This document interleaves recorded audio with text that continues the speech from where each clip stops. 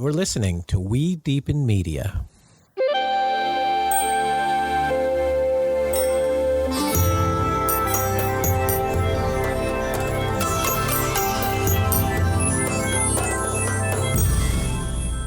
Hello, and welcome to another episode of Deepen with Christina. I'm your host, Christina Weber, founder and CEO of We Deepen, Feminine Weapon, and also a certified professional coach and matchmaker as well.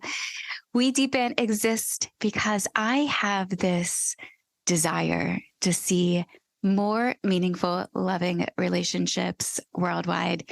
When you go to wedeepen.com, you can check out the calendar of all types of upcoming social and transformational experiences that do just that. It's woven together these experiences that bring you into states of play and joy and fun, and also ones that are transformational in some sense. Transformational workshops like Respectful Confrontation, Honesty Labs. We will continue populating that calendar more in 2023. If you're interested in private matchmaking, we're doing some fun stuff with matchmaking actually later today with my colleague and dear friend, Alora Anana. We are bringing a couple into the mythic dimension to meet for the first time. In a future podcast episode, I will be bringing Alora in to speak about these unique ways that we are introducing to people beyond just the idea of going to have dinner and drinks. Alora calls it beyond talk and fuck. So check that out at wedeepen.com. You can register to join the matchmaking database. And also, if you are interested in private matchmaking yourself or working with a relationship coach, definitely reach out to us there. If you do enjoy this podcast, please do subscribe, like, follow, leave a comment. It helps more people find it and helps me continue to record it. Today's episode is featuring a conversation with one of my, now old friends. I think we've been friends for about a decade, Ramon Hervey. And Ramon has just released a book, The Fame Game, an insider's playbook for earning your 15 minutes. We're going to dive into fame, also his career as a publicist for many well-known celebrities and figures who are beyond famous, like Richard Pryor, Paul McCarthy, Little Richard, Quincy Jones, Anita Baker, Natalie Cole, Bette Midler, Vanessa Williams, Babyface, the Jacksons with Michael Jackson, and so many more. Ramon, I'm so excited to share you with the We Deepen network and to dive in banter with you like we typically do on a phone call when we catch up. Well, thank you. It's a pleasure to be talking to you on your podcast. Congratulations on that, by the way. Thank you. Thank you. I appreciate your interest and support in having me as a guest. Yeah, for sure. So let's talk about, let's start with, well, first off, the book. Thank you for, I got a PDF copy in prep for this podcast, and I can't wait for my real physical book to be delivered later next week. But as I was reading, I started to share with you before we push record is your writing is so just like, I just want to dive into each page and keep going and going and going. Especially because, for me personally, I look at the We Deepen ecosystem, or what I sometimes refer to as the field of human connection. And I see so many interesting personalities that if they were positioned in a way that more people had access to them and can see them, because they're fascinating humans, and they have this deep, rich education around relationships. Like for example, and within the when I speak to the field of human connection, Esther Perel, who is probably the most famous social psychologist of our time. I think the New York Times wrote an article a few years back saying that it was like the first famous social psychologist. Mm-hmm. And so I look at humans like that, and if they could reach a level of fame that influenced the world to connect more deeply and to resolve conflicts, then all the world's problems could be solved. Pretty altruistic. I think fame is I have some tenets. At the end of my book, I have about 13 tenets of fame that I included. And one of them is that fame should not be a destination. It's an accolade and it's a byproduct and honor that you get from being successful. And so I really think that people need to find out what in life they think they can be successful at first and dedicate their time and energy to that. And then if that pans out in the way that they hope it will, then there's a possibility that fame will occur. It's not guaranteed. Fame or success, that's another tenet. Fame and success don't come with a warranty. So just because you're successful doesn't mean you're going to be famous. And the path to fame is different for everyone. All the clients, some of the ones, every client that I don't think there was a duplicate pattern or story repeated by any of my clients, either as a publicist or as a manager. So I think that that's the one thing that the hardest thing I think for people to grasp about fame is that you can't look at someone else's fame and think that you can replicate it. You have to figure your own path and what's going to work for you. And the other thing I think is that nobody really understands fame until they get there. And that by that time, sometimes it's too late. When you take the leap from anonymity to a path towards fame, you don't really know what you're getting into because there are no classes. There's no science for curating fame. Because of the fact that it's not something that you can totally manipulate. You can strategize and you can try to forecast and make marketing and public relations moves to position someone to achieve that goal, but you can't really count on it happening. You also talk about fame as a currency, which I, put into a unique perspective in my mind, because I remember nearly a decade ago when I was studying at the Kabbalah Center in New York City. And I was telling my teacher at the time, I was like, I don't care about being rich. Like, I don't care. And he's like, well, okay, but you know that the more money that you have, the more that you can give. And within that, I was like, oh, actually, yeah, like I want to share it all. So I think of, in fame, when I was reading that, I've never had this, I guess I can't really say that's fully true. I was about to say I've never had a desire to be famous. However, as a child, growing up and watching TV in the 80s and seeing, all of the beautiful people on the TV set, it was like, oh, I want to be an actress. And I believe that there's probably a lot of young people these days that are scrolling through social media and the ones that are getting the most attention, because we love attention. Attention feels, can feel like love at times. And so fame, same with being, wealthy, rich in the monetary way, the more that you have of it, the more that you can share. So now as I'm reading this book and I'm thinking of,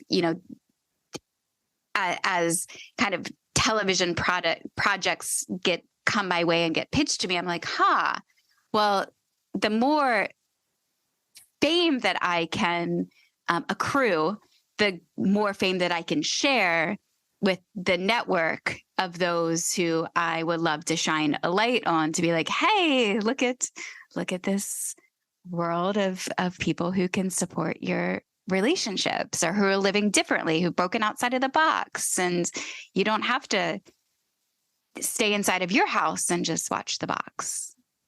Right. Well, I think the paradigm for how one views fame and what whether it can be a currency for them or not has really changed. But it's part of, and I do talk about it in different aspects in the book, but it is about branding. And so the synergy that you just described is how fame can potentially be, like in the entertainment business, because that's where my background is specifically. When you talk about a network or a film studio, or they look at your value based on your popularity, based on your reach on social media, which has really, really become more. And it's interesting to me because social media, as far as a platform, is like a teenager. It only reached mass appeal in around 2010. So a lot of everything that we're doing is still very much in the formative stages of what is the real power of social media as it relates to how we all can use it. And this is from individuals, like you mentioned, people who go on social media and hope to get quote unquote some level of fame, to companies who are trying to find a way to merge their brick and mortar stores with digital presence, and they're doing that primarily by advertising on social media. But when you really think about the history of media, it goes back into the 1700s, mid to 1700s to 1800s, when newspapers were created and radio was created. And then you had television, which was created, actually was invented in the early 30s, but it wasn't made available into homes until the 50s. So all these other traditional mechanisms that people have used for years to build, market, brand themselves. Branding has become a 20th century term, but it's actually been around forever. Brands go back to the early, soap. I mean, every pancake mix. I mean, anything you can think of has been marketed and promoted, and some level of fame was achieved, some level of success. And those brands that had the most success usually made the most money. So it's been the branding process is not new. And the only difference is that social media has implanted itself to where it's convincing people that it can reach more, you can have access to more people than any other source in terms of network TV. And digital and everything. It's like you can reach more people through streaming than you can through traditional radio or through traditional network television. And these are formats that have, again, been around for, centuries, not just like over 100 years, So whereas social media, I don't know what it's going to be like in 100 years, but I do know that I did some research. There's a mathematician, and he's a scientist and he's an author. His name is Samuel Arbson. And he came up with a formula to try to equate or figure out how many people in the world today are really famous. And he used Wikipedia, a formula by Wikipedia, because Wikipedia has certain parameters that you have to meet in order to even get a page on Wikipedia.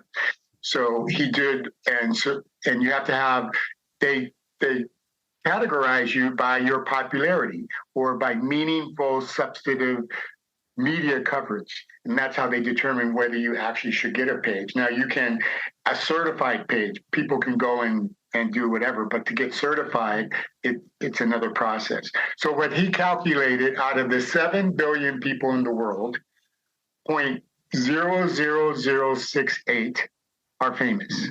That's it. Wow. Under 1%. Yeah. Okay.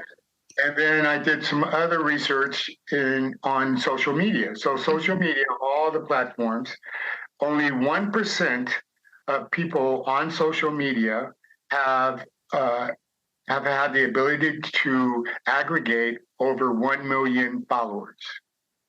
So only 1% of the hundreds and hundreds of millions of people that are on social media. That's it. That's all. And you have to remember, of that 1%, that the majority of the most influential influencers, on social media were famous before social media started. And they're the ones that help to drive more attention to social media. So The Rock or Kevin Hart or Beyonce, all the big artists, they're the ones that really started feeding and using it, and it helped to grow the value of those platforms. But the average person still is not. There are some really great success stories with social media, but it's a very small percentage who are really becoming, multimillionaires, and who are dramatically changing the landscape of how social media is viewed. Can you speak to some of those stories that you've seen who've become social media successes? Well, one of the first ones that I came across was actually a kid. His parents started him when he was around 7 years old, I believe. I forget his name, but he's world renowned, and he started reviewing toys. Toys, cool. Okay. Toys, as a 7-year-old. I think I've heard of this kid too. 5 years, he has, in his first year on YouTube, he generated $22 million in advertising. For people who supported him. Well, because he was selling toys. No, he wasn't selling toys. He was reviewing toys, but ultimately right. So the companies wanted him to review their toys. Yeah, because he could sell toys. Yes, because they saw that of his, and that's a trade-off I was referring to earlier from brand synergy. Brands are looking what people out there are engaging audiences that we can manipulate and sell our products through. And that's the give and take of what influencers do on social media is they're looking to raise their followers to get the attention of those sponsors, people who are willing to spend something. What people also don't understand about social media is it's not all money. A lot of times, some of the influencers that you see that are in fashion or music, whatever, they get free goods. Mm-hmm. Because these big companies, they don't want to just be doling out big money. They don't even want to pay a lot of the big stars to support their stuff because they don't want to spend $10 million or $5 million to have celebrity clients like The Rock or whatever. They charge like over $1 million for one post. Mm-hmm. So they can't afford to do that. So what they do is they look for those up and coming ones that they think can help to migrate and bring people to their brand, and they give them free goods. They don't really give them cash. Are those called micro influencers? Well, yeah. There's micro.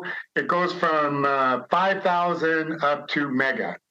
Mega is $1 million. So from 5,000 to mega, and then those companies, they determine what your value is to them by those numbers. And all the platforms do is they're brokering those exchanges.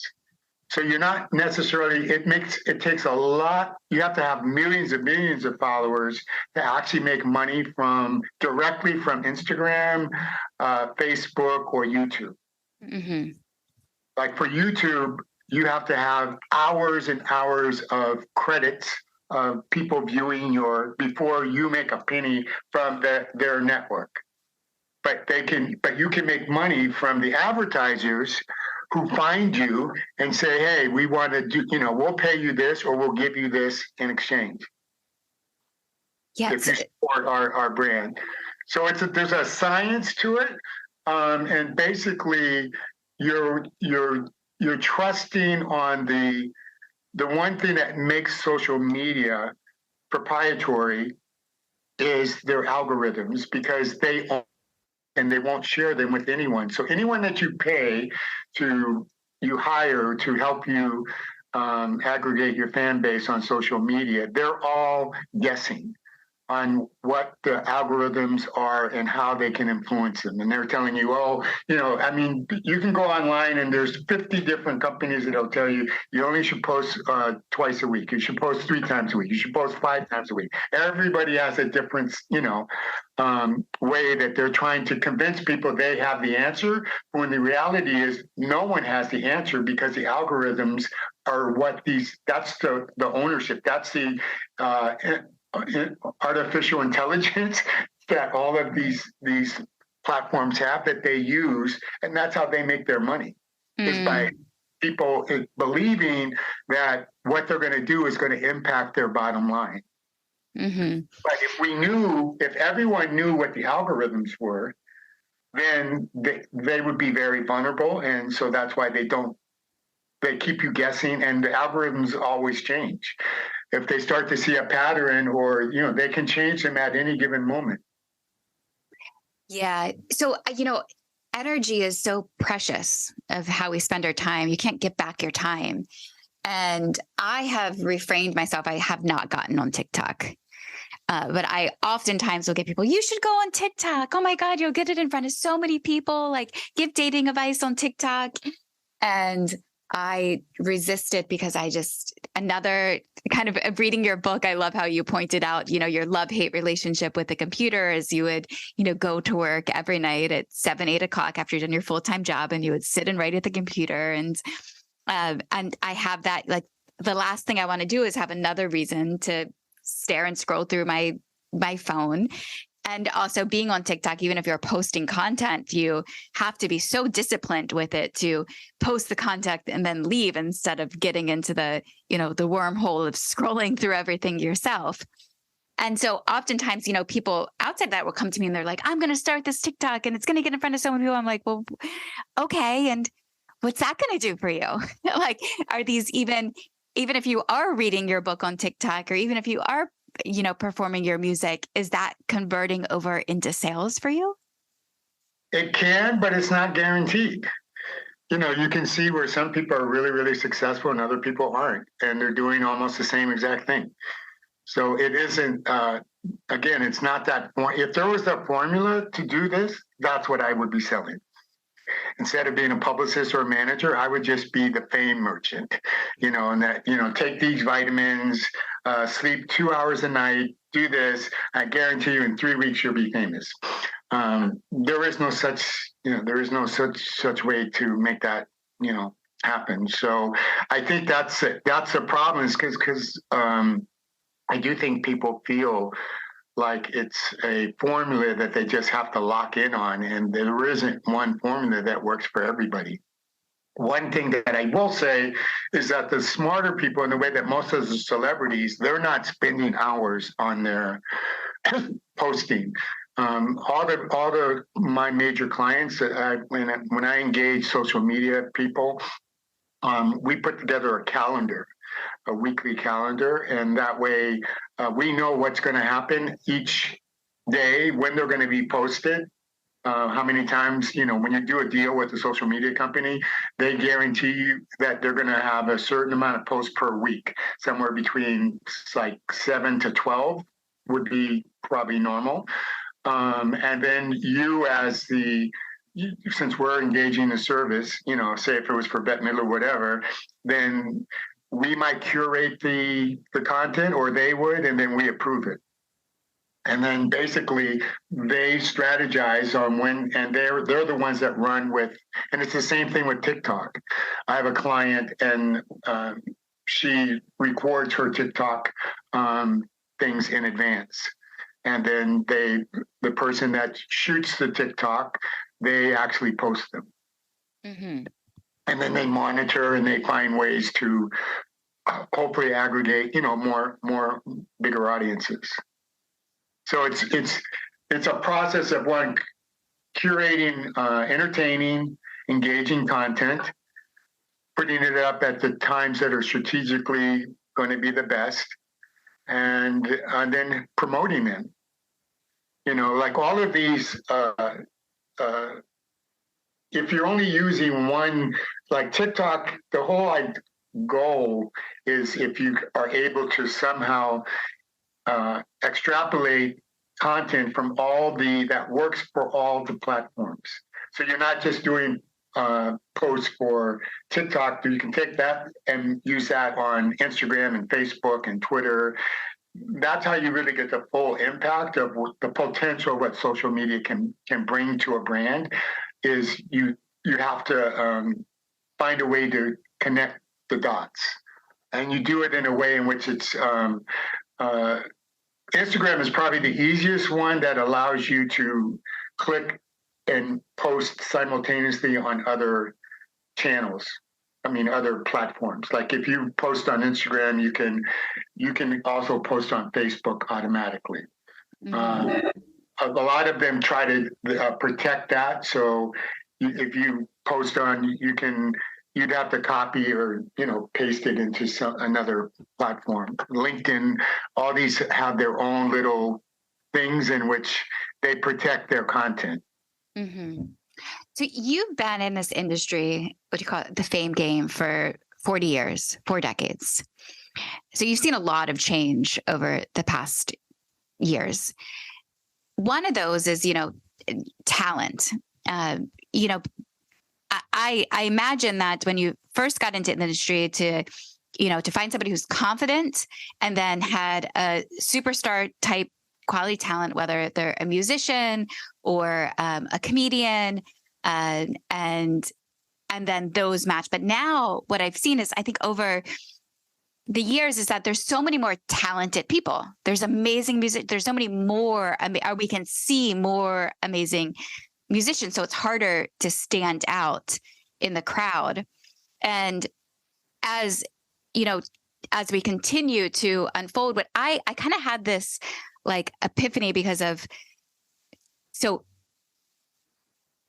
AI, open AI, I've been playing with that chat box, and I've been having that chat box edit my podcast descriptions. I went back to them all and was like, oh, let's run this through the open AI and see how it's going to edit it. And after I played with it for, probably had it edit maybe like 20 or so, I went back and looked at them and they all looked very similar. I'm like, oh, you stop using the word unlock. Stop asking, are you ready?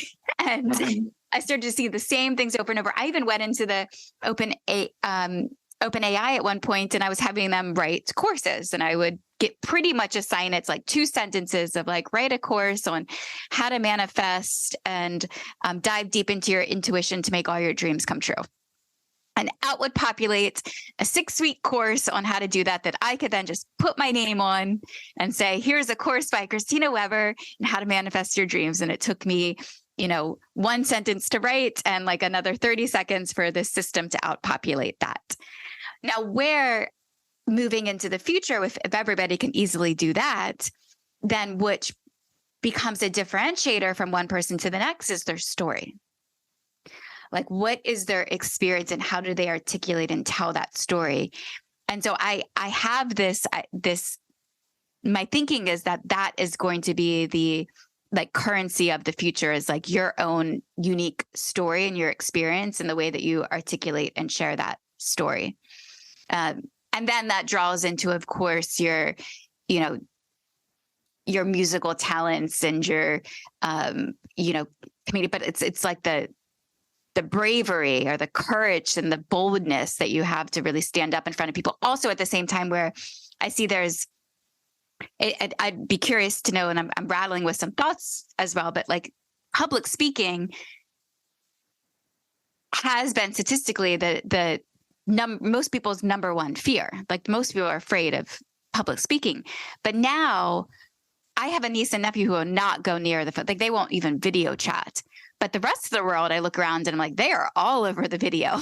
Like they are willing to put themselves out there now, being in front of stages and public speaking. I don't know. Maybe that's a different animal.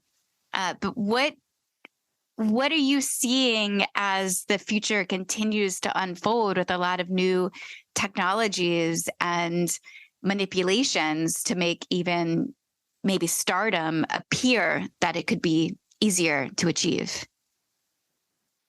I don't think it's ever going to be easier to achieve. And I do think that the storytelling has been a core, particularly for artist brands, since the very beginning. It's a combination of the personal life with the artistic life. That's kind of it's for me as a manager, it's you're trying to merge art and commerce together. So in order to do that, you have to have a story. The backstory to the artist is really important, and it always has been. So I think that has never been different, and I think the only difference now is you can reach more people than you once could. Not only in terms of because of social media, because of the numbers through YouTube, the number of people that can see a video compared to what they could see before videos even were created. When I first started in the business, there was no fax machines, there was no cell phones, there was no videos, so the technology has helped to advance and allow more people to access your story, but the core value of your story has never changed. It's still the same. The onus is on the artist to come up. And when I sit down with someone, that's one of the first things that I ask is, what's your story? And then are they able to are they willing to be vulnerable enough to take bits of their story and put them into songs that will resonate with everyone? Mm-hmm. So the combination of that personal story and then how they choose to position their music. So I think the talent still is the determining factor, because without the talent and without them finding a commercial comfort zone where people can access them and want to hear them share their story, that's really still the unknown that's never going to change in any art form.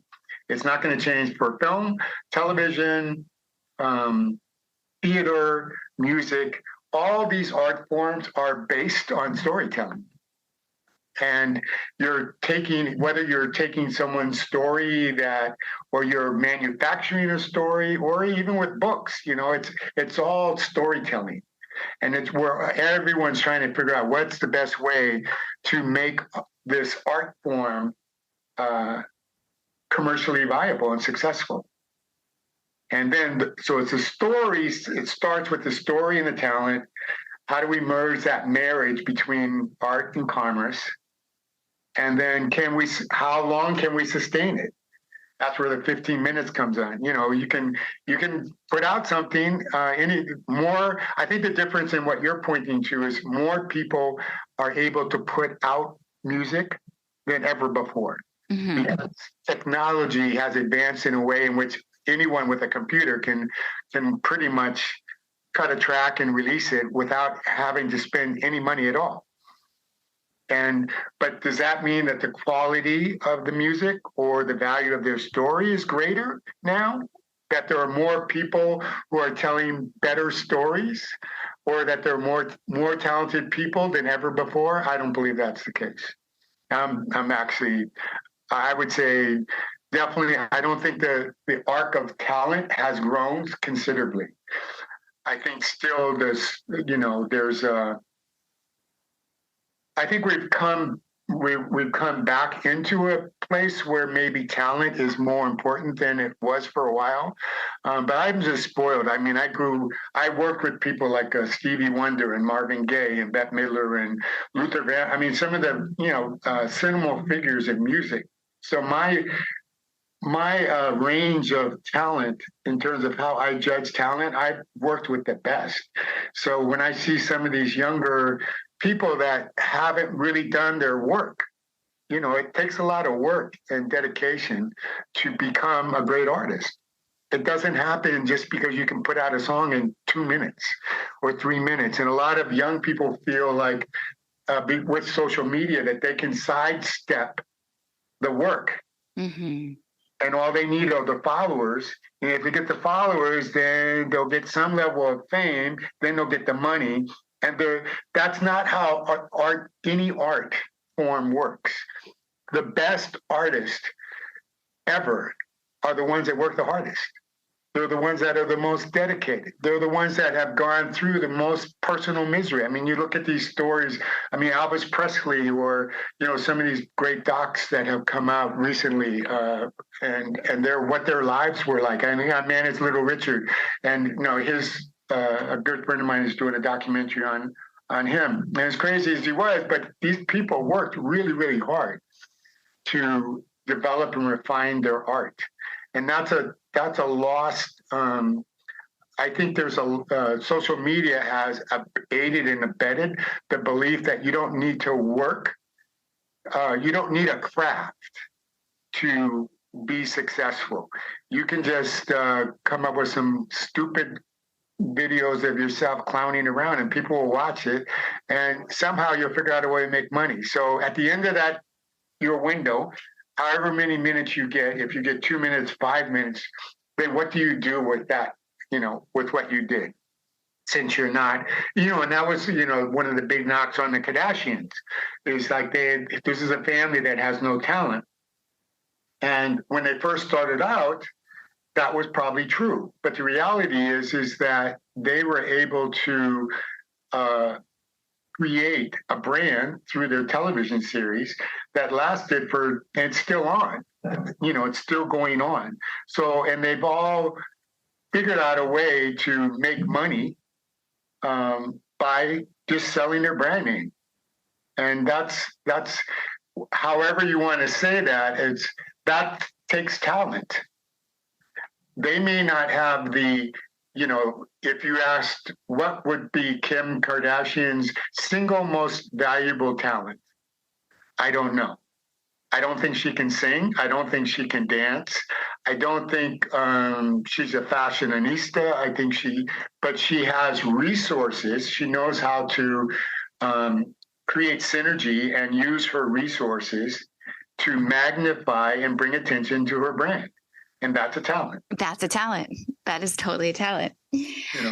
So in your book, you get into some personal stories. You say you talk about the eye, which is something that you avoid at your career. You didn't have to talk about the eye, but in the book, it was your stories. I got to in chapter 1 start to hear about the Richard Pryor story, where then you ended up on the stage apologizing for him not being present at that charity event and the entire audience booing at you. So there was a moment of fame that you had in that moment that was probably I love how you said afterwards that you and the I guess the CEO of that organization became dear friends and had a giggle after that moment.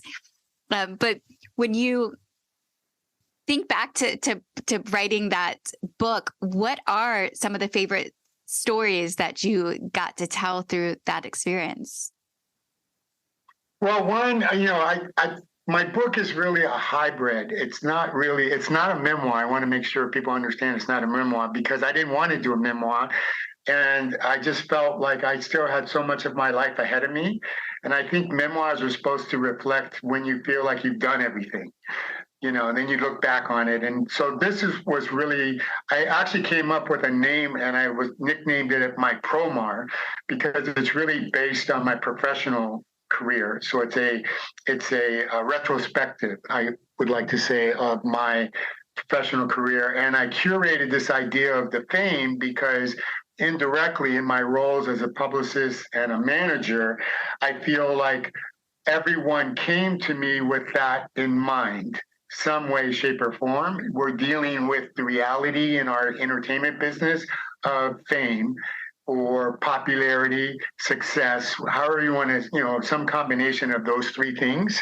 And those are, that's what superstardom, stardom, megastardom, it's all based on that. It's all arbitrary things that we as an industry created to create illusions and smoke screens to add value to everything that we create.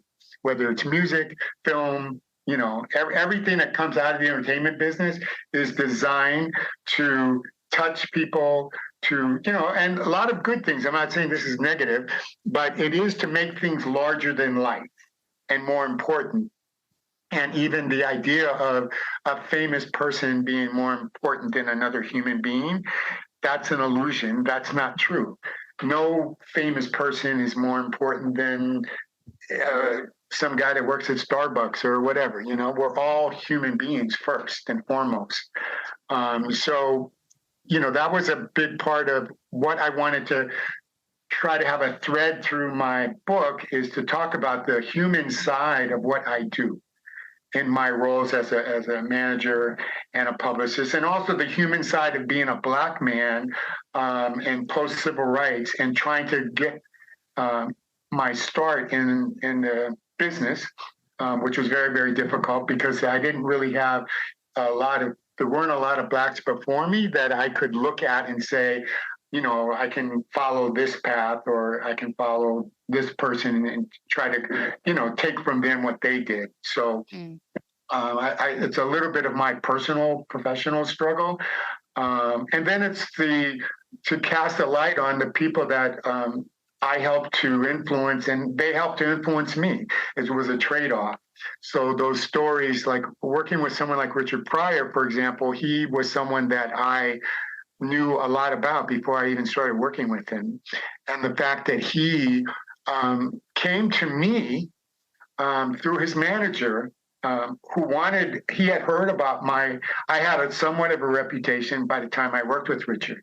And I had, you know, so his manager contacted me and said, hey, Richard is interested in considering you for position of publicist. At that time, I was a publicist, and I was working for a company called Rogers and Cowan, and I was the only Black publicist at that company. So for Richard Pryor, who was the number one at one time, he was the highest paid Black actor in Hollywood. He was the first one to get like a multi-million-dollar deal for a movie. So to have him and be willing to trust in me to help, you know, guide his career from the PR vantage point was a real feather in my cap. And also because I already knew of him, I had his albums, and I just thought he was an amazing, amazing talent. And I had, you know, visions of grandeur about everything I thought I could do for him. And then I realized once I started working for him that there was a lot that he didn't want to do more than he wanted to do. But it was just great to have a Black star of that magnitude embrace me, and that, you know, again, that opened doors for me in terms of my ability to do business on a higher level, and to attract other big stars. You know, Bette Midler was another person who played a very influential role in. So all my stories of Richard Pryor are, you know, personal.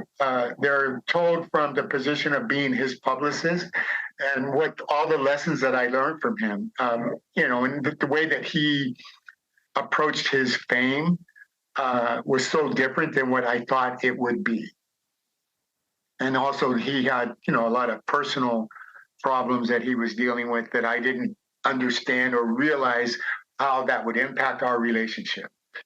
And because he was, you know, he had a problem with drugs and alcohol, and he made a lot of choices under the influence of one of those or both that impacted our relationship. And so that was trying to strategize and work with someone who's unpredictable, and to figure out the psychology of someone who's imbalanced was very challenging. But I learned, you know, again, that was all from, you take everything with a grain of salt, but you learn from the human side of these people who are being put on a pedestal, and you're seeing how does that really manifest itself in their personal lives. And that's where, as an insider, and the insight that I try to bring in the book, that's what I try to share. It's my human response to their humanity and how they treated it, and how we were all mixed in the same industry, you know, in terms of they're a brand, I'm trying to, you know, develop my own brand. And so he was one that I cherished, just because he was just, and the more time goes by, the larger his specialness increases, you know. He's just, it doesn't matter how many years has gone by. His value and his position as one of the greatest, if not the greatest comics ever, will never wane.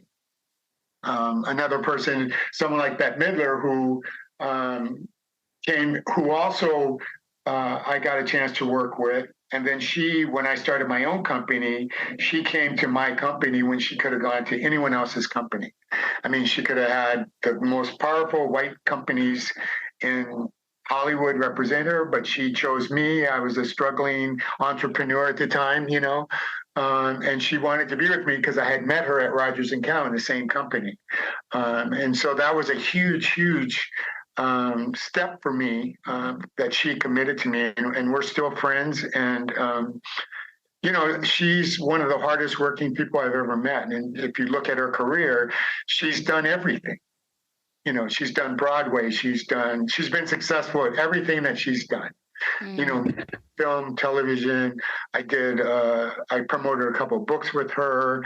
She's a very successful philanthropic person who has helped to change how New York has treated and taken care of itself from an environmental standpoint. She was the first one to develop a nonprofit to care for all the little parks in New York. And she helped to renovate. That business now is worth over $300 million in the terms of the work that they've done to keep New York, to keep the city linked into the environment and the climate, and to make sure that the beauty of our city is preserved. And she's been very instrumental in parks. It's like 200 or 300 parks in New York over the past 20 years. Her and her company have either revived them and made them spaces that can be shared and enjoyed by the people, in every neighborhood throughout the city. So those are the types of things that, when you get to work with somebody that has their tentacles on so many different levels in so many areas, then the wealth of knowledge that you gain from being in my position as a service person, whether I'm servicing them as a manager or again as a publicist. So she was a very influential part of my growth, professional growth. Muhammad Ali, somebody that I really loved dearly and admired before I met him, and got a chance to work on a really fun project that I chronicle in the book, where he did a boxing exhibition fight for his photographer, who was a guy named Howard Bingham. He was his personal photographer for most of his professional career, over 20 years. They were great friends, and Howard was running for assemblyman in Los Angeles, a seat, and Ali said, "I'll help you in whatever way you can." And Howard called me and said, "Hey, Ramon, Ali said he would help, and we're thinking about doing some kind of exhibition. Would you be into producing that?" And I said, "Yeah, sure. Who does he want? And we ended up, who does he want to fight? I mean, how long will he do it and whatever?" And we, came up with a format. And I ended up putting together a boxing match at the Olympic Auditorium, which is one of the oldest sports arenas in Los Angeles. And he did a couple of rounds with Richard Pryor, Marvin Gaye, Sammy Davis Jr., and Burt Young, who at that time had just starred in the Rocky movie. He played Sylvester Stallone's manager, trainer.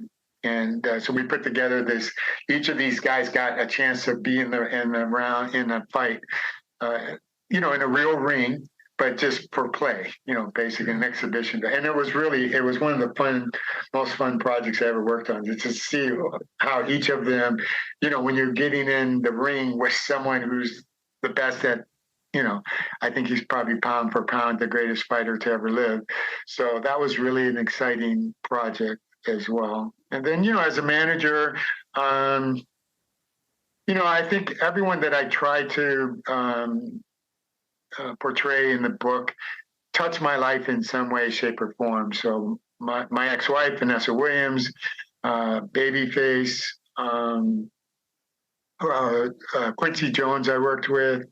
And with Vanessa Williams, you two, because as you mentioned, your ex-wife. So oftentimes, as we're out there following our passions in the world and building our professional lives, they do intermix with our personal lives at times. And you and Vanessa have 3 beautiful children together. And I do remember, I believe, a story earlier on when you two began working together, because that's where the relationship started, as you were colleagues initially. And didn't something happen with the Miss America pageant, and there was a PR crisis? Yeah. So the way that I met Vanessa was through, in 1980, she was Miss America. She was the first Black Miss America. And she won in 83. And so, with the Miss America pageant, you get 1 year. And then every September, I think it's around Labor Day, they have their crowning ceremony, and that television special where they crown the Miss America. That's the gravy of the Miss America pageant. And so she was the first Black in 60, I guess it was at that time, 63 years. They had never had a Black woman win the award, that distinction.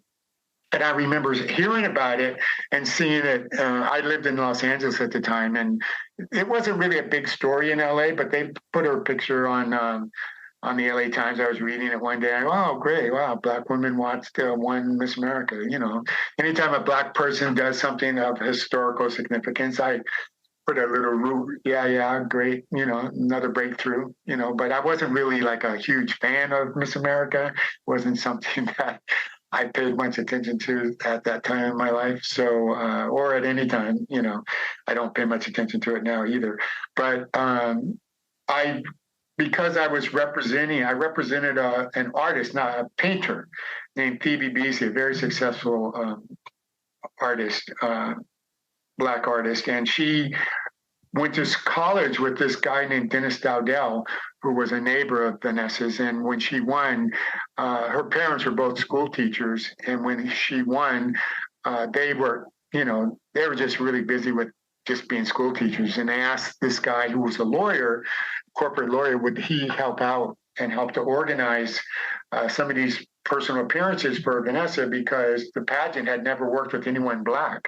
And all these Black organizations were coming out and trying to get Vanessa to come to their town or whatever, and so he was helpful. And she really wanted to go into the entertainment business afterwards, but mostly on Broadway.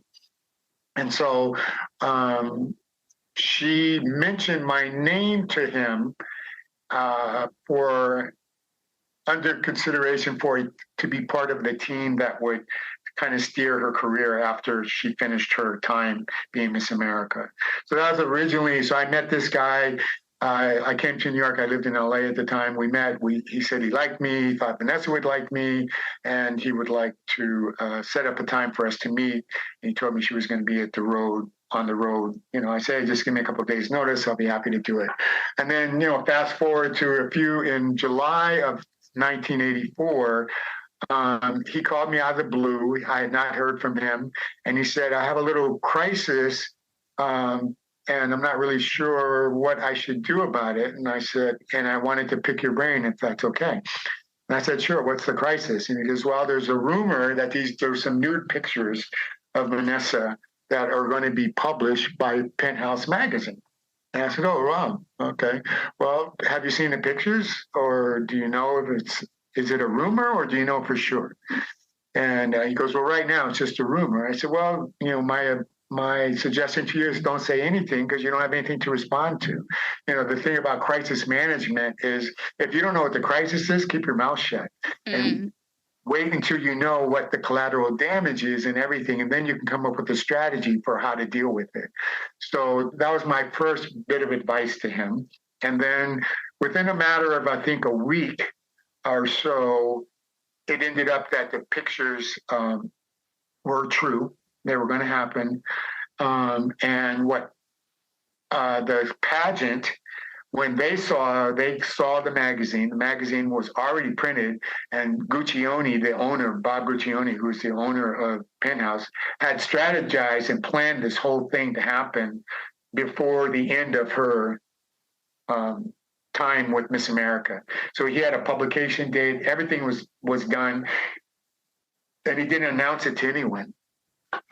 So it was weeks away from being published when this all happened. And so the pageant asked for her to resign.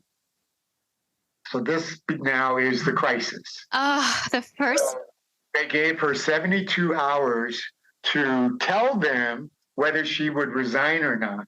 And one of the parts of history where the story gets warped or changed is she wasn't forced to resign. She could have fought to stay, and then their lawyers would have been involved. They would have tried, the pageant would have tried to get an injunction. They were like weeks away from their TV show being aired. And they didn't want anything to undermine that, because that's their breadwinner, and they have, commercial, they had big sponsors. ABC was their sponsor. So they were really trying to protect that. And I think they were just hoping that she would, because that would be the easiest way to move on from the crisis.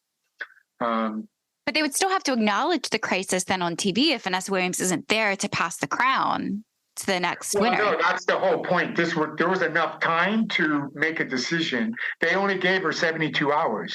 So the people were going to know that she wasn't going to be, if she resigned, they would know weeks in advance of the show that she's not going to be there. Or if she decided, they were never going to let her be on that show, I believe. That was my personal opinion, is why I felt she should resign, because she had nothing to gain by putting herself through the rope, because the only thing left for her to do at that point was to be on the show. And I just really in my heart didn't, but I'm not the lawyer. So there was different things. But what I recommended was we should do a press conference to announce whatever it is that you guys want to do. I don't need to know what you want to do right now, but we need to set up a press conference within 72 hours. So that's how I met Vanessa. So I set up the 72 hours. I coordinated a press conference to happen in New York. I took a red eye from LA to New York. I met her for the first time on Saturday morning of that weekend of that 72 hours. And then I mapped out what the statement was going to be. And then I found out I had to deal with some attorneys and everything in that 72 hours. And I tell the whole story in the book, but it was a much bigger story than what I realized, because in New York, because she was Miss New York, it was humongous here in New York. And when I got to her house, there was an encampment of about over 400 media people.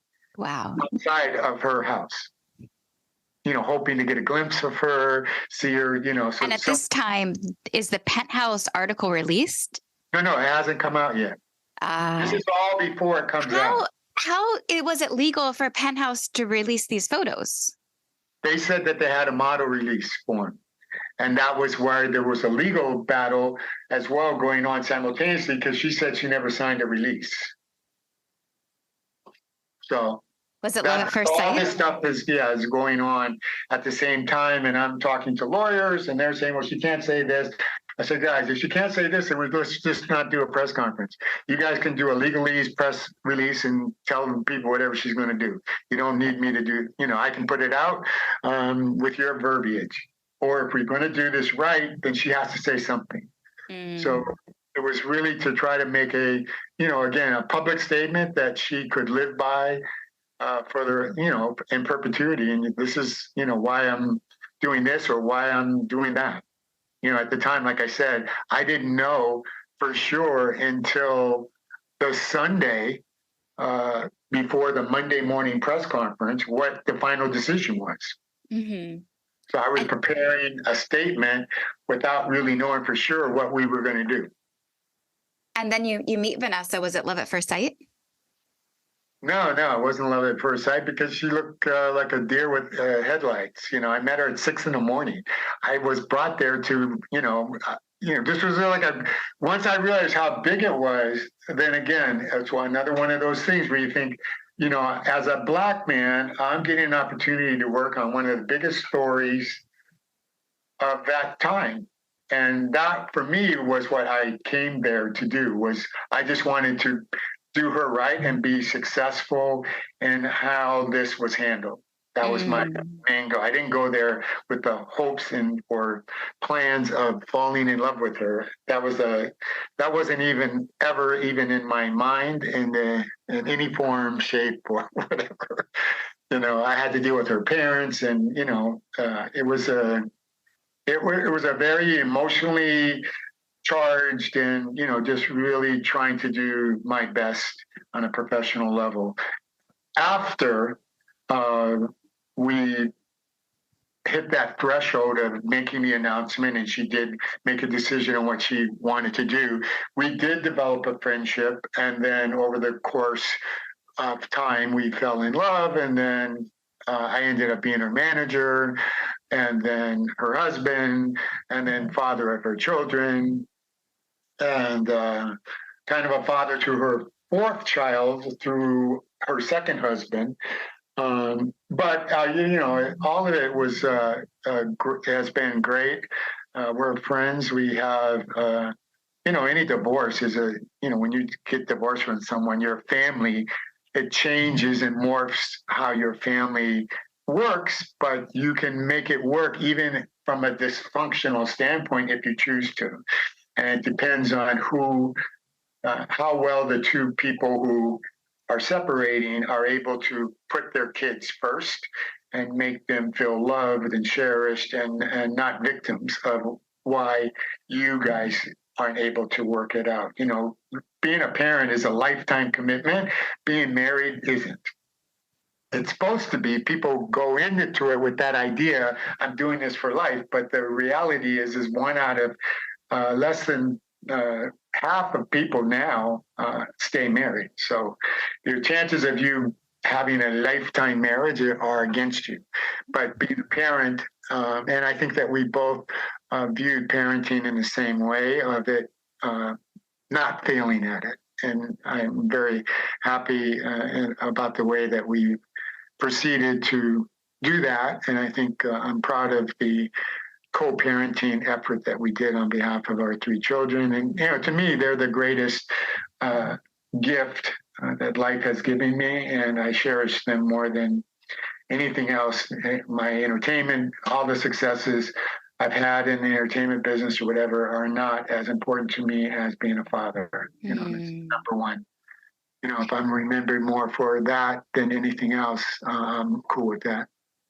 Yeah. And you have one of your children, Jillian, she's in the fame world. She is part of Lion Babe. Yes. So blessed that Jillian and Lucas, right? Yes. They did perform at a Feminine Weapon Day during was that January 2021 when we had to do the event on Clubhouse. And how have you, now having a child who is playing in this world, do you play a manager advisor role to her?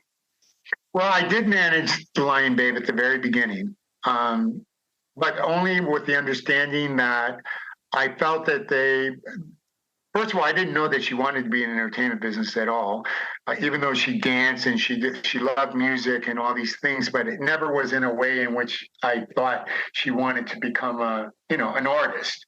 And then in her senior year, and I think it was her first year in college, she started writing, and I think her mom is actually the one who told me, "Hey, did you know that Jillian is writing music?" I said, "No, I didn't hear about that." So I called her up and I said, "Hey, your mom says you're writing some music. I'd love to hear it." She goes, "Dad, it's not ready for your ears yet." So I said, "Well, I listen to music in all different phases. I listen to the guitar track, and I just get a medley, or meaning I just hear the melody, or I might hear just a piano track or whatever. She goes, well, I'm not going to play it to you, but I'll let you hear it when I'm ready. And so her and Lucas ended up playing it for me eventually. I made some suggestions to them, and then they put it out on SoundCloud. And via video, they released the audio track, and they put together a video. And the video got tons of attention. And everybody was calling me, thinking that I was the orchestrator behind this, or wanting to know, am I managing my daughter? What's the deal? And I said, no, I'm just a dad. I had really nothing to do with the video, or, they did this all on their own. So they were getting hit by a lot of people, and they just, they didn't really know how to sift through and how to respond. And they were losing some momentum. I said, look, guys, and they were getting some offers from managers, and I said, in our business, we're momentum driven, and you have to be able to take advantage of that momentum. So I'd like to help you do that, with the understanding that I'll help find you a manager, but right now we need to take advantage of what's happening here and decide what you want to do. And so that's what ended up happening. So I did manage him for about a year, just under a year, and I actually went to them. I signed them to a label based out of London, and we went to London to meet with the label after we had in principle agreed to sign with them. And I recommended that they sign with a manager from London as well, because the label was going to be based there. And so I went to meetings and helped them pick a manager, because I also wanted the managers to know that I wasn't going to be second guessing them, and that they would have personal relationships, business relationships with them directly, without me interfering or hovering over their shoulder, looking after, because I was an unknown manager. And, sometimes when parents get involved, and I've been pitched that way by parents that want me to help them manage, but they really want to be in charge. Mm-hmm. Which for me, I turned down those opportunities every time. Because I don't, you need me more than I need you. I don't need you telling me what to do if you want me to be the manager. So I didn't want that scenario to come up for them. So we ended up, and I also said, look, I already managed one person in our family, and I'm not that excited about doing it for another. Yeah. Nor do I want to wake up one day and my daughter says, Dad, you're fired. Because I've known quite a few people who were fired by their kids. When I handled the Jackson 5, the Jacksons, they were fired by their manager, who was their father. They fired their father, who was their manager. Beyonce fired her father. Usher fired his mother. Jessica Simpson fired her father. I mean, it's just, there's many more. Pink fired her father. There's so many cases of where it just doesn't work, and I didn't want to be that. So I put my own time frame on how long I would work with them, and it's been great. I do advise on an as-needed basis. And every once in a while, they'll come to me and say, hey, what do you think about this? They have a manager. And if I have something worthwhile, I very rarely will I say, hey, have you given thought to something? I'll ask them as opposed to tell them. All good coaches. That's the method of all good coaches. Yes. Can I share something with you? Yeah. So you mentioned this book is not a memoir. And I do read early in the book of you saying that, you feel there's so much more in life ahead for you. When you view that future, what does that look like? It's kind of unknown, which is the way my whole career has been. When people say, well, I have a career. I don't know if I have a career. I know I've been in the entertainment industry for the majority of my career, professional career. That's the best I can say about my career. because I've done so many different things, and I just go with my passion. I think that that's where I will continue to go, is with my passion, what I believe in, that I think I can make an impact, or something that challenges me personally in a way in which I want to accept that challenge and make it happen. I've done production. I've been a publicist. I've been a manager. I've been a music supervisor. And all these things, I have curiosity about them, and I go into them with an open heart, and to see, is this something that I'm suited for? Can I be passionate about it? And I look at all these experiences as our business is experience driven. So whether it's a live event, I think the difference in trying to morph or figure out what I'm going to do next is just the different parameters of how people consume art now. It's so different than it once was. And so just trying to figure out what are the ways in which my skill set and that I can take advantage of the technology and the way things are being done. Because some of it I'm not a big fan. I'm not a big fan of computers. I'm not a big fan of virtual art. And when you rely on it. During the pandemic, it became mandatory to keep things going for a lot of people, and now it's become it's a hybrid of what people can do, and in some ways it saves money. Like for the podcast industry, it's been huge because you don't have to have people come into a studio. Everything can be done remotely, and a lot of television now can have it. They've expanded their repertoire in terms of the amount of people they can get on a show, and more people who want to be hosts can do it, because the money that you have to spend to do a virtual show is much cheaper than what you have to do if you're manning a studio and having to pay for guests to come in every day, and et cetera, whether it's weekly or whatever. So there are some pluses and minuses, but I want to write some more books. That's one thing I want to do. I have a passion for that, and now that I understand the medium more, I think I'll do even better at my next one. What would the next book be about? I don't know. I have a couple of ideas floating around in my head, but nothing that I'm really locked into. It took me a long time to even decide to do this one book, because I didn't want to do a memoir, and I was trying to decide, what do I have to share that could be of value, that would excite me to want to write it, that I could write passionately about, and write from my heart.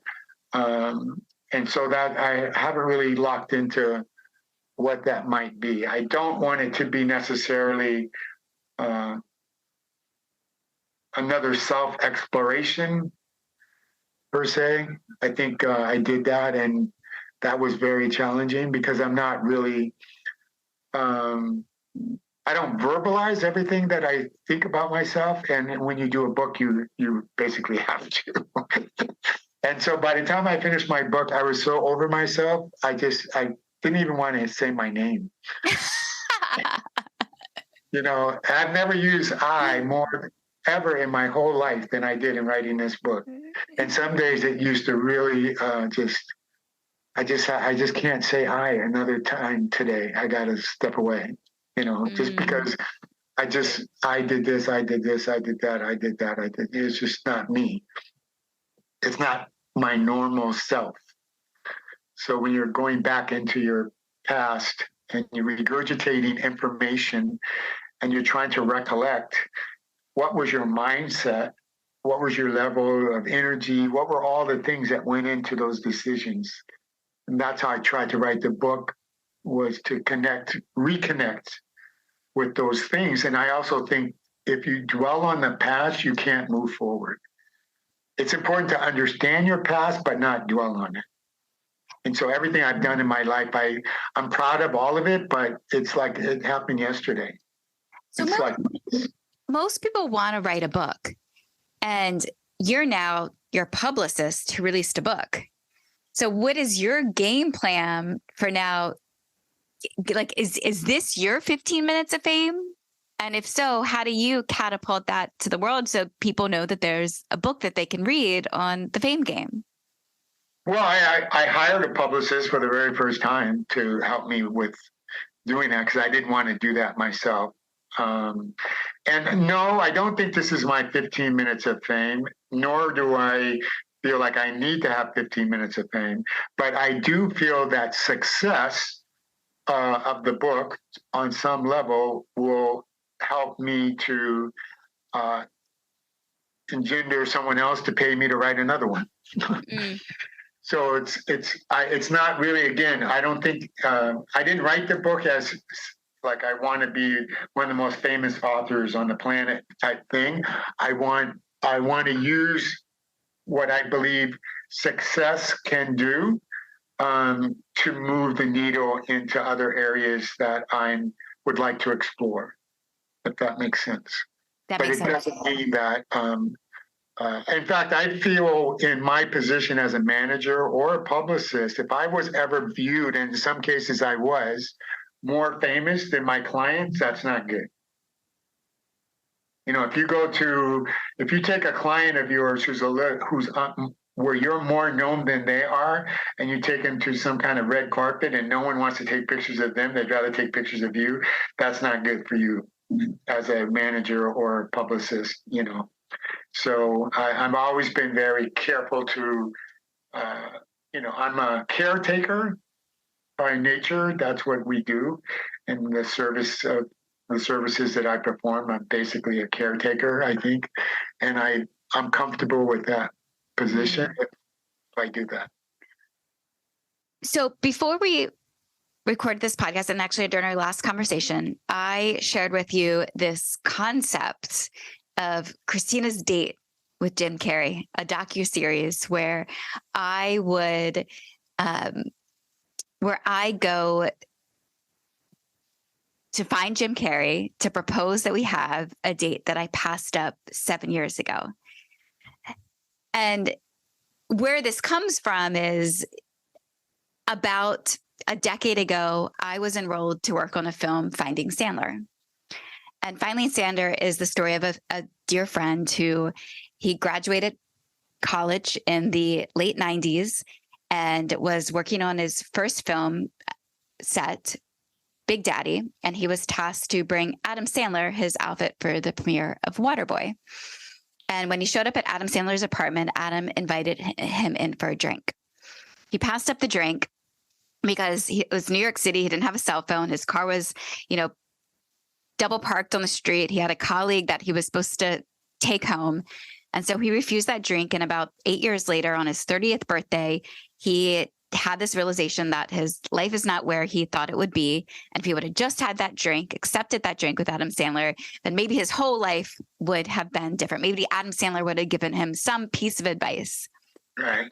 And I recently released a podcast with David Seth Cohen, who is the creator of Finding Sandler. The film now, 2 decades later, is currently making its rounds in the festivals. And so David, over the years, I've been like, oh yeah, well, there's this one time, I should share too, is before Finding Sandler was released, there was another film, My Date with Drew. And there was a guy who had a similar premise where he was a filmmaker, and he he was on a game show, and the answer in the game show was Drew Barrymore, and he had a crush on Drew Barrymore from when he was a child. So he had this vision. He would go back and he'd make a documentary film for him to go have a date with Drew Barrymore. So David Seth Cohen is like, we should make a film about that, of you going and getting that date with Jim Carrey. And I'm like, no, this is that's silly, but it's fun to talk about. And, one of my advisor's friends, Dave Asprey, I was telling him, because we recorded a podcast with, and I was like, oh yeah, my friend wants me to go make this film about, going on and having this date with Jim Carrey. And he's like, do it, go do it. He's like, I have Jim Carrey's number. We'll call Jim Carrey. And so they're like enrolling me into the excitement of the fun that this could be to go do this film. And I brought it to you and I shared it with you, and you're like, Christina, what? This makes no sense. Don't do this. But as I did put the treatment together, I was noticing that it is a unique and quirky way for me to share my story, share about, I guess, like, enroll other facilitators of human connection and intimacy experts and teachers. And so to have those conversations along the way to recreate this date with Jim Carrey that I passed up 7 years ago. Another thing within this film, because you said, well, people could, look at this and be like, you are like using his name in your fame. I think there was like an article or a quote, I'm sorry, I texted you from your book that says fame is currency, but it only belongs to the person who earned it. It's not yours to exploit or like having a shared bank account. And yes, I could see people looking at this as, oh, she's using Jim Carrey's name. And you could say there is kind of some of that. If, from a marketing presence, I remember when reading an article about,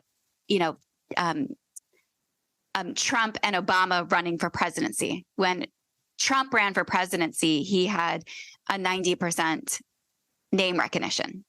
When Obama ran for presidency, I think he had like a less than 10%, maybe 1% name recognition. So their strategy was to connect him to other celebrities, Black Eyed Peas and such. And so so people become more aware of who Barack Obama is. So then there's the thing of like, okay, well, I have this big mission in the world.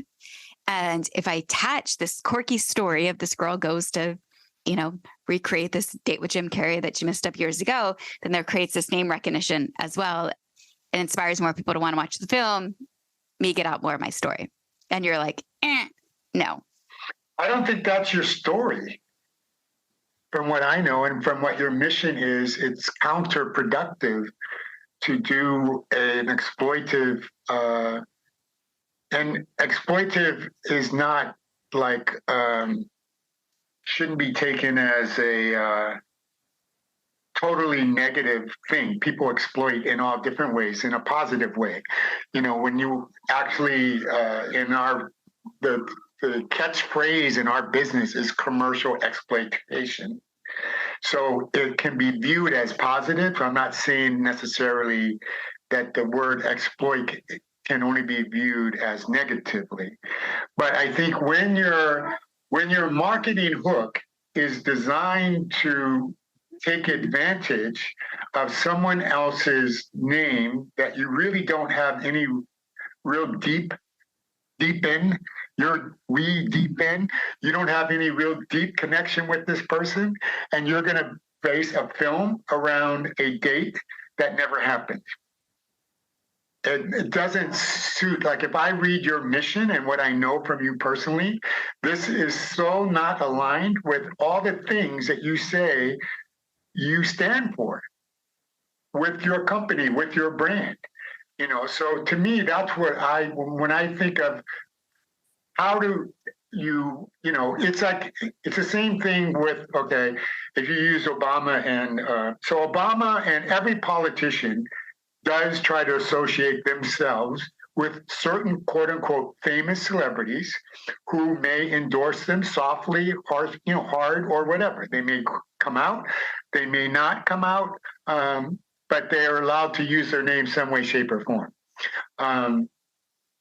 In Trump's case, as you pointed out, he was already known. So when he won, he became a liability. His fame became a liability, and so many people did not want to be involved with him. And those that did paid enormously for attaching themselves to Donald Trump from the entertainment business. You can go down cases, whether you're black, white, or whatever.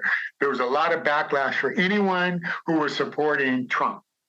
He couldn't get people to do concerts or whatever because of the negative baggage it would bring to their name. So the question is, you have a situation where you're going to associate yourself with a brand persona, with someone that you don't have a personal relationship with, and who may not remember you or won't care whether he's going to feel pimped.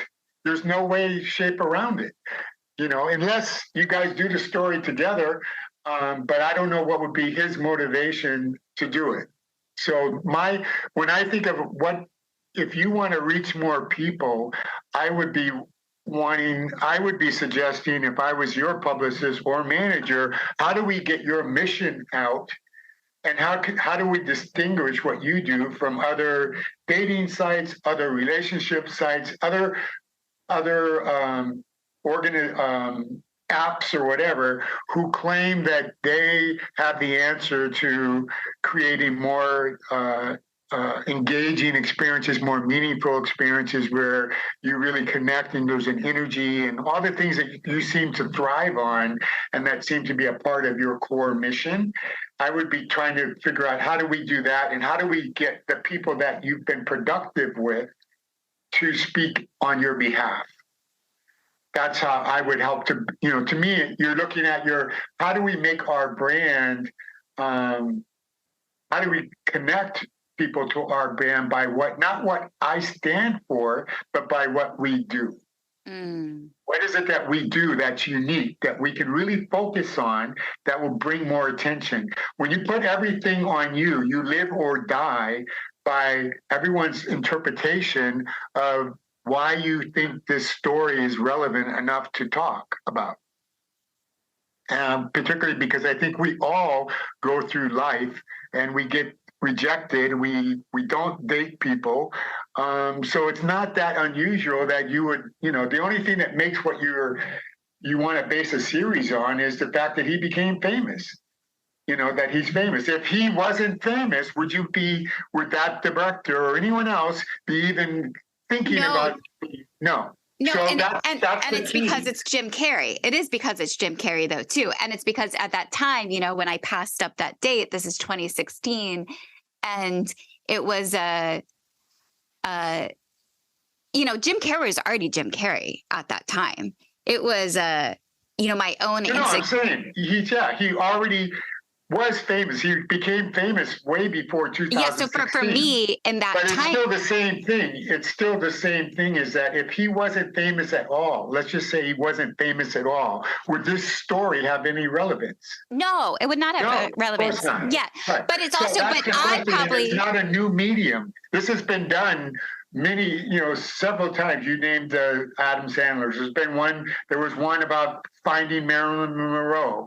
There's one about finding Marilyn Monroe. Yeah, there was a film about some guys that 2 or 3 people that wanted to come out to Los Angeles to meet Marilyn Monroe. It was a whole film about it. I will have to look at that. Well, it's never been done by a woman. This is what my team is selling to me. It's never been done by a woman. And, from that time of when I said no in 2016, there was a little bit of my own insecurities being like, oh, he's so big in a whole other world. Like, I'm a bootstrapping startup founder. How are Jim Carrey and my world going to intertwine together? And I remember my bonus mom at the time was like, what? Just go meet him. Just go meet him. I was like, oh, I don't know what am I going to talk to? What would be the purpose of meeting him now?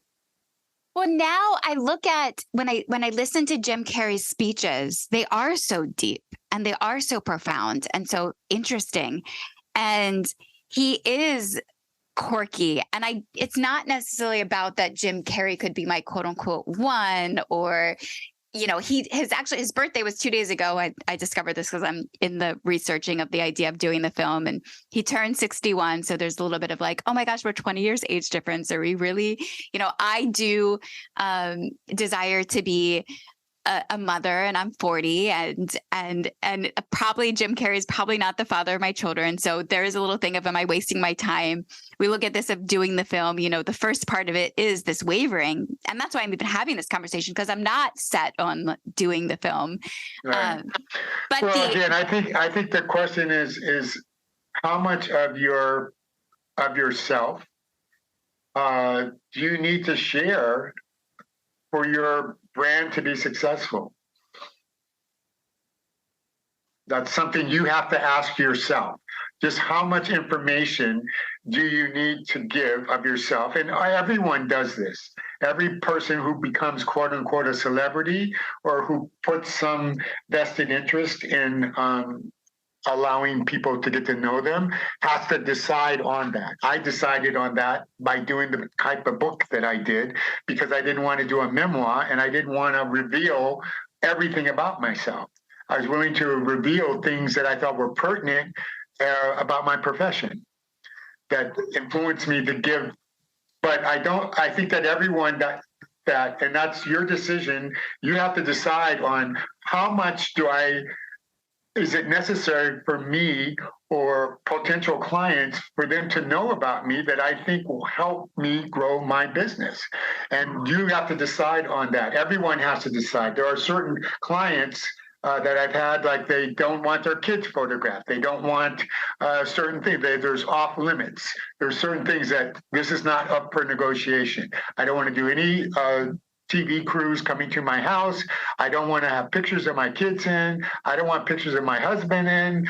I don't want certain, everyone picks, because that's the power that you have at some point if you decide to go from anonymity, which for the most part, you're still anonymous to the bigger scale of the American public. So then you have that right to decide, like, how much do I really feel I need to share with people in order for it to have a positive impact on my career path or my personal path, whatever your reasons are for wanting, ultimately for why you would agree to do this, is based on that. So give me an example. What's something that you don't want the general public to know about you?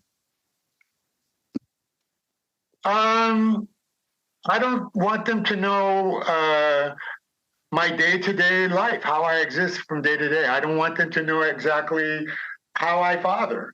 I don't want them to know everyone that I ever dated or plan to date. You know, I think those are private things that I don't really want to share with people. So there's all kinds of things that I'm not, like, I don't need to tell people where I go on vacation, what clubs I go to, you know, what my favorite restaurants are.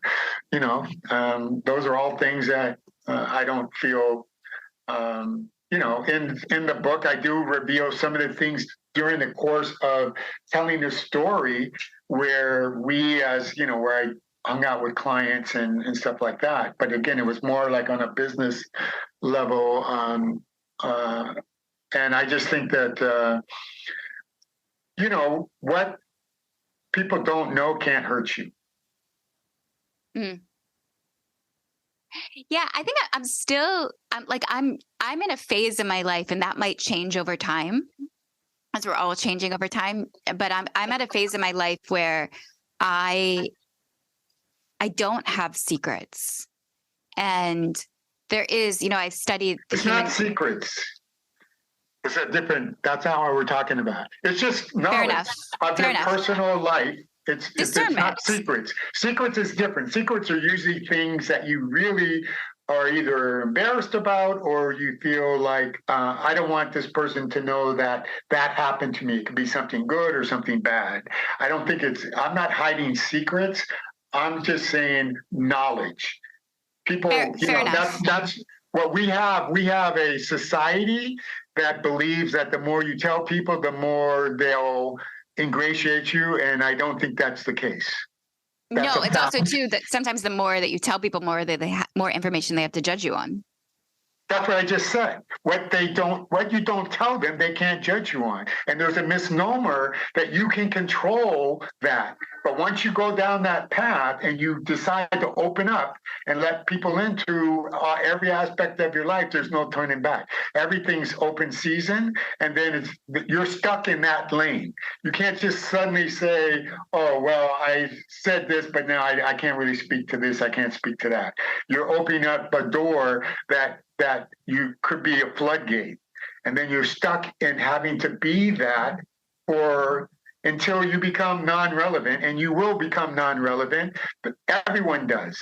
everyone who becomes some level of fame, they lose some level of it. They don't sustain it completely. And there's going to come a time in your life where you will have emptied out everything and there's nothing left for people to even be questioning about. You know, someone interesting who's, I would say is famous is Glennon Doyle. She is a book author. I think she has over 1 million followers on Instagram, and she podcasts there now. And she's constantly, I mean, she's one of the most vulnerable, open book people I've seen. She went on to marry. Do you know who I'm talking about? Glennon Doyle. I don't know her. I'm not familiar with her. No, she did went on to marry a female. She married a female athlete. Oh, she's a comedian? No, she's not a comedian. She's a book author. Okay. She even just I thought that she was a comedian. There is a comedian that wrote a book, and she's done a couple of. It's not the same person, obviously, but she's the author of Untamed. Example. Just so you can see both sides. So Richard Pryor had a lot of vulnerability, and he found a way to market everything that he did wrong in a way in which people could find humorous, but he used his art form to do that. So one of the first things I helped to put together the first Richard Pryor live in concert film. And in that film, he talked about the fact that he had been, police came to his house because he was estranged with his wife, and she was trying to leave the house. And in their attempt to leave the house, because he didn't want her to, he shot all 4 tires out flat of the Mercedes. So he did stuff like this, and then he would do a show, put it in the show. It would be on his album, and then he would do a live touring. So, and a lot of his whole basis for his content were these things. So when he did his live show, he said, yeah, well, my wife tried to leave, but I said, you're not leaving in this car, and he turned it into, and people, there was a certain vulnerability, and it does work for some people, that they take you for whatever you are when you fail or when you're successful.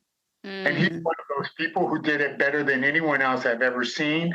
And because normally you would say, well, like when you have that stuff, you want to move away from it. These are things that were already public knowledge. They were either things that he was arrested for or they knew. So it can work. So a couple things with Glennon Doyle. I brought her up because I just looked at her Instagram. She has over 2 million followers. She wrote the book Untamed, Love Warrior, and she recently shared about how she had gotten a diagnosis of anorexia.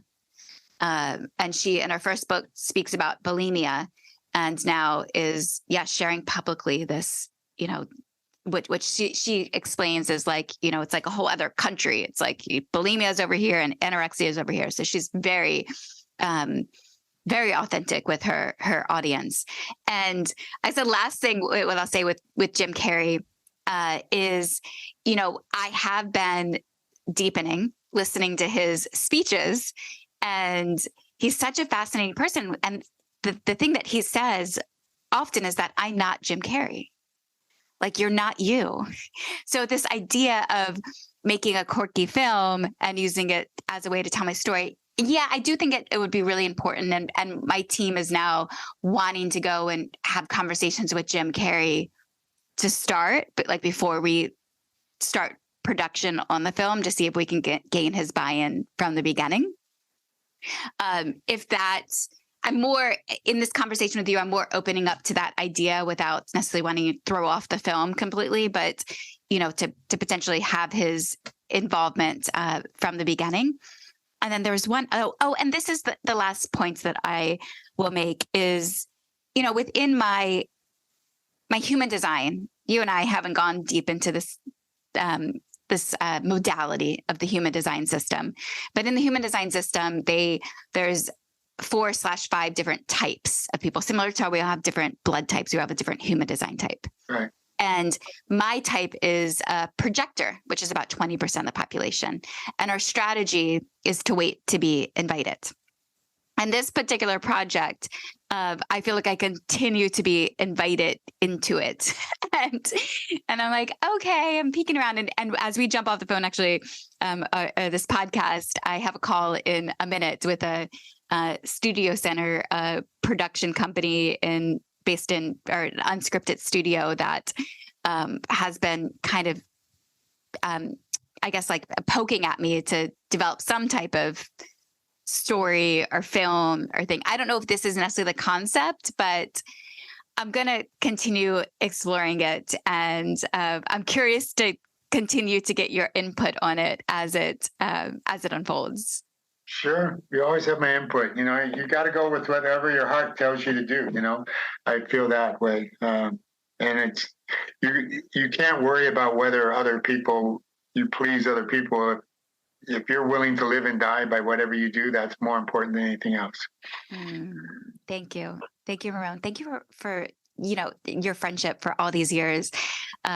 It's been so kismic. I think that you and I initially met through Michelle and Frank, and throughout the years of, you're the type of friend who shows up, and not only in your writing, which a lot of people will get to experience that through reading your book, but your thoughtfulness in all of your correspondence out in the world. I value you and your friendship and who you are in the world. And it's been beautiful to be a witness to your journey.